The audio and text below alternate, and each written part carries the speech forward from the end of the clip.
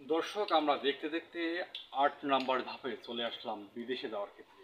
আমাদের ৮ নাম্বার ধাপটি হচ্ছে বিদেশে যাওয়ার ক্ষেত্রে অবশ্যই অনুমোদিত স্বাস্থ্যকেন্দ্র থেকে আমাদের স্বাস্থ্য পরীক্ষা করতে হবে, তথা আমাদের বিদেশে যাওয়ার ক্ষেত্রে যে সকল অনুমোদিত মেডিকেলগুলো রয়েছে সেগুলো মেডিকেলে গিয়ে আমাদেরকে স্বাস্থ্য পরীক্ষা করতে হবে।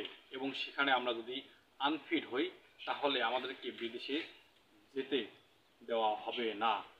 আমরা মানব পাচারের শিকার হই কীভাবে?